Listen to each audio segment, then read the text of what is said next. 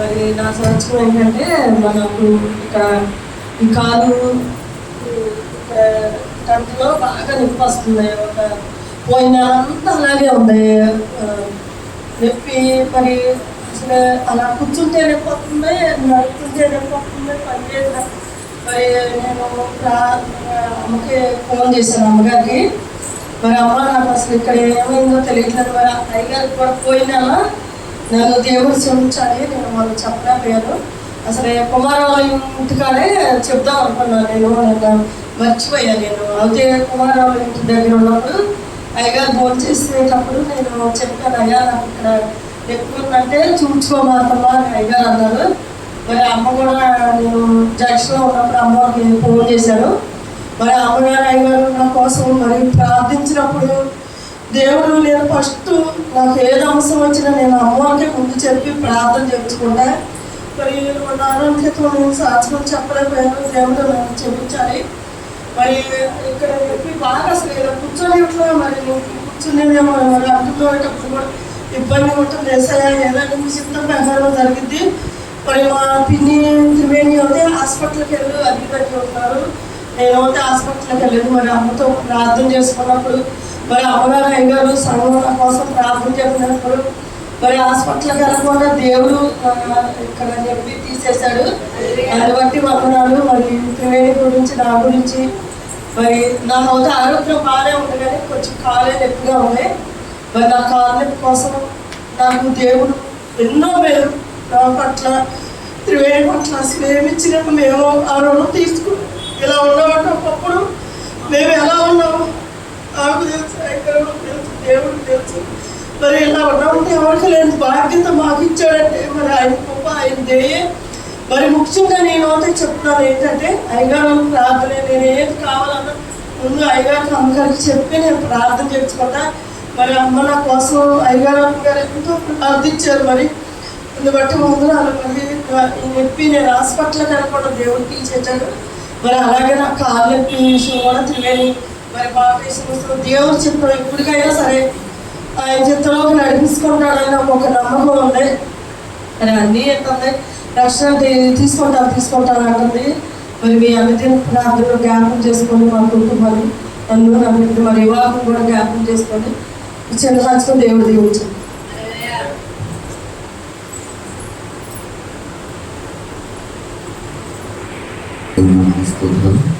ఈ అవకాశం ఇచ్చిన సేవకులకు అలాగే సేవకురాలకు అలాగే వచ్చిన ప్రతి ఒక్క సంస్థలందరూ కూడా మనం తెలియజేస్తున్నాను.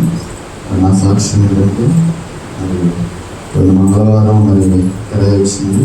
అయితే వెళ్ళాము.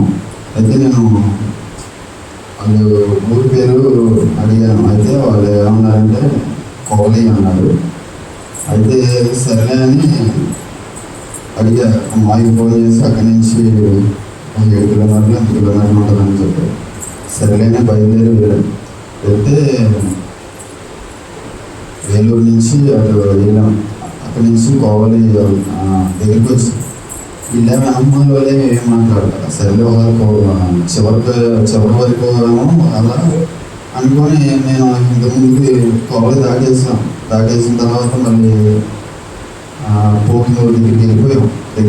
ఆడికి వెళ్ళిన తర్వాత కోవలి వచ్చేసాము, దాటిపోయాం. మరి అని నేను తిరిగి వాళ్ళతో మాట్లాడితే వాళ్ళు అన్నారు కోవాడ లంక అన్నారు. కోవాడ లంక అయితే మరి నాకు తెలియదు ఎక్కడ ఏంటని. వాళ్ళకేమో వాళ్ళు చెప్పిందేమో కోవలి అన్నారు. మళ్ళీ ఆమెను అడిగితేనేమో కోవాడ లంకయ్య అన్నారు. తర్వాత మళ్ళీ అక్కడి నుంచి వెనక్కి తిరిగి ఏలూరు వచ్చి మళ్ళీ ఏలూరు నుంచి ఇటు మన సేపాల నుంచి దాటిన తర్వాత కోవడ లాంటిది అడిగిన తర్వాత సరిగ్గా అయిపోయిన తర్వాత నేను గ్యాస్ ఏమో తక్కువగా ఉంది. మరి అది అంత దూరం అటు వెళ్ళి తిరిగి వచ్చే లోపల చాలా గ్యాస్ అయిపోతుంది. నేను అనుకున్నాను మామూలుగా ఏలూరు నుంచి 10 కిలోమీటర్లే కదా, ఏలూరు ఇంటికి వచ్చేస్తుంది అనుకున్నాను. సరే నేను ఏలూరులో అడిగితే మా ఫ్రెండ్కి ఫోన్ చేస్తే ఏలూరులో ఉంది, కాకపోతే అది అటు లాంగ్ బాగా. సరే అని నేను వచ్చేసిన తర్వాత జంక్షన్లో కొట్టేద్దాం అనుకున్నాను. జంక్షన్లో చివర ఇటు వెళ్ళడానికి వీలు లేకుండా ఇటు బైపాస్ ఎక్కేసాం. బైపాస్ ఎక్కేసిన తర్వాత అటు మళ్ళీ వేరే వెళ్ళి తిరిగి రావాల్సి వస్తుంది. సర్లే అని దేవుడికి ఒకటే ప్రార్థన చేసే ప్రభు, మరి ఇది ఇంటికి ఇక్కడ చక్రమెట్లో ఉంది ప్రభు, మరి ఇలా మళ్ళీ వెనక్కి వెళ్ళాలంటే నేను మళ్ళీ లాంగ్ అయిపోతే మరి నువ్వే ప్రభు చూపించే మరి అన్నీ ప్రార్థన చేసుకొని దేవుడికి నేనైతే అక్కడి నుంచి వేరే నుంచి ఇక్కడికి వచ్చేదాకా గ్యాస్ ఇక్కడికి వచ్చేదాకా కూడా ఇక దేవుడి మనసులో నేను ఆయన స్థుతిస్తూనే ఉన్నాను ప్రభు. నేను ఎక్కడ ప్రభు అక్కడికి వెళ్ళాలి ప్రభు, అక్కడికి వెళ్ళాలి అన్నప్పుడు దేవుని కృపను బట్టి నేనైతే ఆగిపోతామో అనుకున్నాను. దేవుని కృపను బట్టి ఎక్కడ ఆగిపోకుండా దేవుడు దాకా గ్యాస్ కంపెనీ దాకా కూడా తీసుకొచ్చాడు. దేవుడు ఇంకో సాక్ష్యం ఏంటంటే, మరి మంగళవారం సాయంత్రం మళ్ళీ వాళ్ళు మధ్యాహ్నం ఫోన్ చేశారు పెరుగు టీచర్ స్కూల్.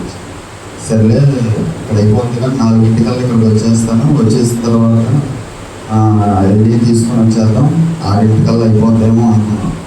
సర్లే నేను ఒప్పుకున్న తర్వాత ఇక్కడికి వచ్చేసేపటికి దగ్గరగా పౌడర్కు ఇది అయిపోయింది. నాకు దింపి ఇక్కడ తిరిగి వచ్చేపటికి మళ్ళీ ఆ సీట్ దింపి పెరుగు బట్టీలు వెళ్తానికి వాళ్ళేమో టీచర్ స్కూల్లో పక్కన ఫోన్ చేస్తున్నారు. మళ్ళీ 6:30 నేను ఇక్కడ మందులో వచ్చే ఆటో పెట్టాలి, ముస్లింలో ప్రాబ్లం. మరి టెన్షన్ బాగా, మరి ఏం చేయాలో అర్థం కాదు. వేరే వాళ్ళకి ఫోన్ చేశాను, వాళ్ళు ఎక్కడో ఉన్నారు, టెన్షన్లో ఉన్నారంట. వేరే ఆటోకి ఫోన్ చేస్తాను. మరి నేను చెప్పిన ప్రోగ్రామ్ వెళ్ళిన తర్వాత 5:30 అక్కడ లోడ్ అయ్యింది. అడిగినప్పుడు ఇక్కడికి వచ్చేవాడికి 6:30 అక్కడి నుంచి మళ్ళీ సోలారం వెళ్ళాలి. దింపాలి ఇక్కడ కేకేఆర్ స్కూల్లో దింపి ఇక్కడి నుంచి సోలారం వెళ్ళాలి.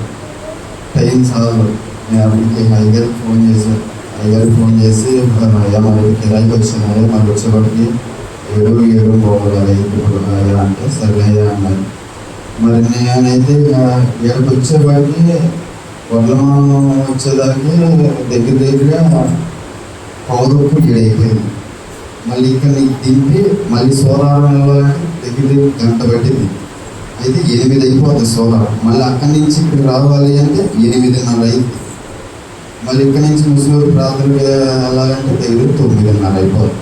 మరి నేను ఒకటే మన ప్రార్థన చేసుకున్నాను, ప్రభువా మరి ఏంటయ్యా నాకేమో టెన్షన్ వస్తుంది, మరి ఇలాగైతే ఇలాగ ప్రభు అనుకున్నప్పుడు దేవుడికి ప్రార్థన చేసినప్పుడు నేనైతే ఊహించలేదు. కానీ మరి ఆయనే ఫోన్ చేసి సోలారం నుంచి నేను కారు పంపిస్తున్నాను ఇక్కడ కేకేఆర్ స్కూల్కి, నువ్వు అక్కడ దింపేసి పెరుగు బకెట్ ఆ కారులో వేసుకొని వెళ్ళిపోవాలి.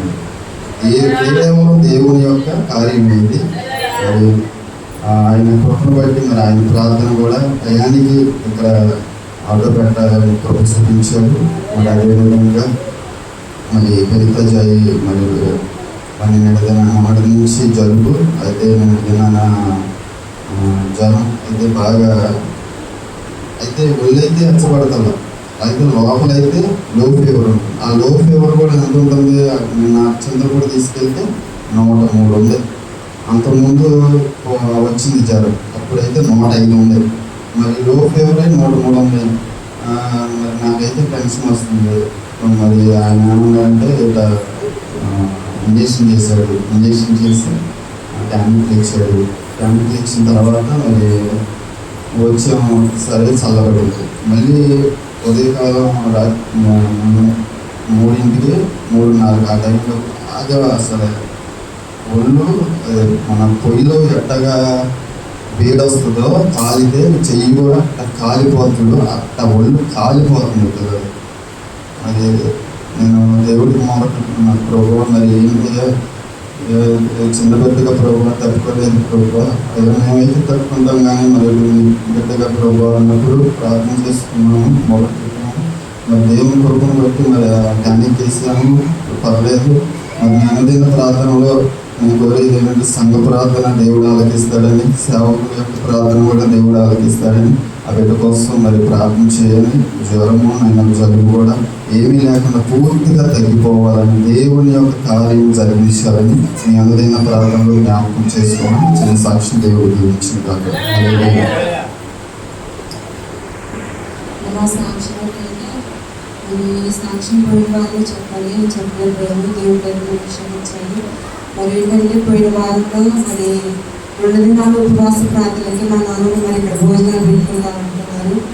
అయితే నేను కలుపడికి వెళ్తున్నాను అన్నమాట. బుధవారం రోజు వెళ్ళినప్పుడు నా చేతికి కాల్చర్ కుట్టింది. కాల్చర్ కొట్టినంత స్పర్శ కూడా తెలియలేదు నాకు. పని చేసుకొని మరి ఇంటికి వచ్చి పని చేసుకున్నాను. అక్కడ కుట్టినంత లెక్క లైట్గా సురుకు నొప్పి వస్తుంది, కానీ అంటే నేను చేమేదని కుట్టిందేమో అని చెప్పి నేను అశ్రద్ధ చేసి వదిలేస్తే రాత్రికాల సమయానికి ఆ కుట్టినంత లెక్క వాసిపోయింది, కొంచెం లైట్గా వాస్తుంది. నాకు ఎందుకు డౌట్ వచ్చి ప్రేరాయి రాసుకుని ఏదైనా విశ్వత అయితే నాకు ప్రభావ ఈ నామంలో తీసుకునే ప్రభావ మరి చేయని ప్రారంభ మరి 2 దినాలు ఉపవాస ప్రార్థన అని చెప్పి నా వాళ్ళు సిద్ధపడుతున్నారు. మరి డీమార్ట్కి వెళ్ళి మరి సరుకులే తీసుకొస్తాయి, నువ్వు కూడా వస్తావమ్మా అని చెప్పి ఫోన్ చేశారు. నీ చిత్తం అయితే నన్ను స్వస్థపరచు ప్రభావ అని చెప్పి నేను మనసులో ప్రార్థన చేసుకున్నాను. మరి గురువారం రోజుకి అమ్మన్నారు. మరి ఆ రోజు నేను వెళ్ళాలని సిద్ధపడేపటికి నా ఈ చెయ్యి ఎడం చెయ్యి మొత్తం పై అంతా కూడా బాగా వాసిపోయింది. ఇలా కిందకి పెడితే లాగేస్తుంది, పైకి పెట్టినా లాగేస్తుంది, బాగా విపరీతమైన నొప్పి వస్తుంది. కానీ ఆ నొప్పి స్పర్శ తెలియట్లే నాకు. ప్రభు పని అయితే చేసుకుంటున్నాను కానీ ఆ స్పర్శ అనేది తెలియట్లే, చేయి స్పర్శ. తండ్రి నువ్వే నాకు సహాయం చేయ ప్రభు. మరి ఆటంకాల నుంచి దూరపరిచేయా, నువ్వే నాకు అనేక విషయంలో కార్యం జరిగించావు కదా, ఈ చిన్న కార్యం కూడా జరిగించవా ప్రభు అని మనసులో ప్రార్థన చేసుకుంటా మన పనులు చేసుకున్నప్పుడు మరి ఇక్కడ శుక్రవారం రోజున ఉపవాస ప్రార్థనలో నేను పొద్దున్నే రెడీ అయిపోయి మరి ఫస్ట్ చిప్కి వచ్చి ప్రార్థన చేసుకున్నాను. ప్రభా నీ చిత్తం అయితే నన్ను స్వస్థపరిచేలా, నాలో ఉన్న లోపాలేమో నీ సన్నిధికి అడ్డుపండుకున్నాయేమో, నా దోషములు నీకు అడ్డుపండుకున్నాయి, నీ గాయాలెక్క నేను రేపు క్షమించవు ప్రభు, నాకు బయలుపరచండియా, నేను ఒప్పుకుంటాను, సరి చేసుకుంటానయ్యా, మరి అన్నాడు ఆ తప్పు నేను చేయను ప్రభు అని నేను మనసులో ప్రార్థన చేసుకొని అయా నీ చిత్తం అయితే మరి కాల్చరు చేయను ముట్టవా ప్రభు, స్వస్థపరచవా ప్రభు అని ఎంతో ప్రార్థన చేసుకొని మరి సావుకులకు ఆ రోజు నైట్ మరి సావుకురాలతో కూడా ప్రార్థన చేయించుకున్నాను. మరి ఏంటంటే అది పొక్కులాగా వచ్చింది, గిల్లినా కూడా అది నీరు నొక్కినా కూడా రాలేదు. మరి సావుకురాలతో నేను ప్రార్థన చేయించుకొని మరి శనివారం దినాన్ని మరి టిఫిన్ వేయాలి, మరి ఈ చేతితో ఎలాగేయాలి ప్రభు అని అనుకున్నప్పుడు ఆ పొక్కులో నుంచి సన్నగా నీరులాగా బయటకు వచ్చేసింది. అందుని బట్టి నేను స్తోత్రాలు. ఆ నీరు వల్ల ఆ వాపంతా బయటకు వచ్చేసింది. నా దేవుడు ఎంతగానో కృప చూపించాడు. సేవకులు ప్రార్థన, సంఘ ప్రార్థనే ఈ దినాన్ని సజీవులుగా నిలబెట్టింది దేవుడు కృప. అసలు ఈ దినాన్ని ఇలా ఉన్నానంటే మరి అందుని బట్టి మీ అందరికి నా వందనాలు. మరి నేను ప్రార్థన సహాయం కోరుతున్నాను. మరి చిన్న బిడ్డ విషయంలో మరి బిడ్డలించింది దేవుడే. మరి అనేక ఆటంకములు వచ్చినప్పటికీ దేవుడు కృప చూపించి నాకు 2 బిడ్డలు ఇచ్చారు. మరి ఆ బిడ్డల విషయంలో మీ అనుదిన ప్రార్థనలో జ్ఞాపకం చేసుకోండి. మరి బెల్మికి కూడా జలుబు చేసింది. మరి వీళ్ళకి ఏంటంటే జలుబు చేస్తే వెంటనే జ్వరాలు వచ్చేస్తాయి. మరి దేవుని కృపను బట్టి వారం రోజులు బట్టి జలుబు చేసినా కానీ ఇప్పుడు వరకు ఎటువంటి అపాయం లేకుండా బిడ్డలిద్దరిని దేవుడే స్వస్థపరుస్తున్నాడు. మరి నేను దినాన్ని హాస్పిటల్ తీసుకెళ్ళినప్పుడు మరి డాక్టర్ గారు చూసి అమ్మ జలుబు బాగా పట్టింది అమ్మ అన్నాడు.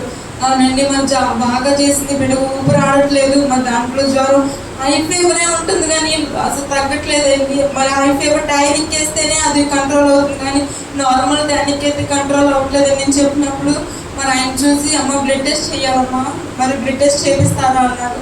మాకైతే భయం వేసి పోయినసారి బ్లడ్ టెస్ట్ చేయించినప్పుడు బిడ్డ ఎంతగానో అల్లాడిపోయింది. అంటే నోటంట ఏడుపు కూడా రాలేదు, అంత గుక్క పెట్టేసి తేగ వేసేసింది. ఆ బ్లడ్ టెస్ట్ చేయించినప్పుడు భయం వేసేసింది.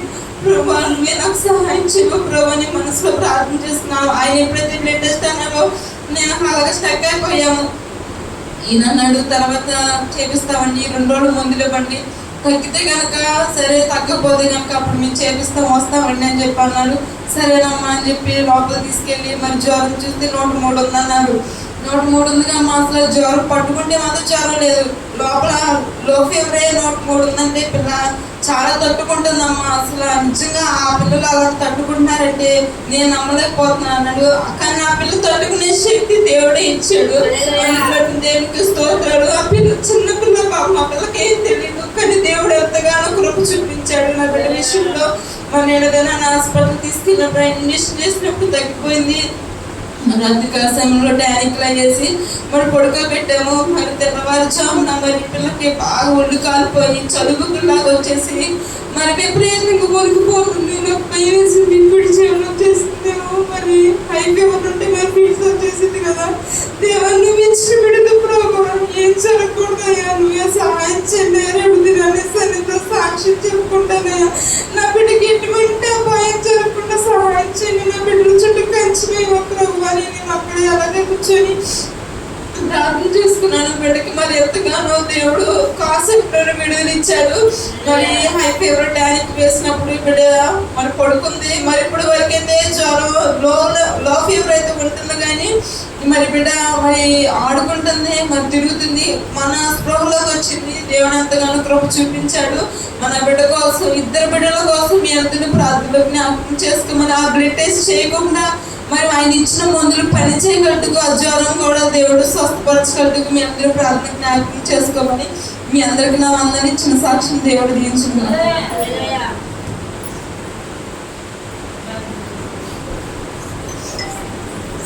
మహోన్నతుడా, మహాగణ, పరిశుద్ధుడా, ప్రేమ నమ్మకం గల పరలోకపు తండ్రి, అయానికి వేలాది వందనాలు, స్తుతులు, స్తోత్రాలు ప్రభావ. గొప్ప దేవా నీకు వందనాలు తండ్రి. బిడ్డలో చెప్పిన సాక్ష్యాల్లో మీరు విని ఉన్నారు ప్రభావ. అయా అందరి బట్టి నీకు వందనాలు ప్రభావ. ఏమిచ్చి ఆయన నేను వారి జీవితాల్లో మీరు చేసిన మేలులు, ఆశ్చర్యమైన కార్యాన్ని బట్టి వివరించారు, నేను గనపరిచారు. అందుని బట్టి నీకు స్తోత్రాలు తెలియజేస్తున్నా ప్రభు. ఇంకా చెప్పలేని సాక్ష్యాలు మరొక సమయానికి చెప్పి నేను గనపరిచే కృపను నాకు మాకును దయచేయాలి. యేసు నామమున అడుగుచున్నాను తండ్రి, ఆమేన్. హల్లెలూయా, హల్లెలూయా. అందరం లేచి నిలబడినట్లయితే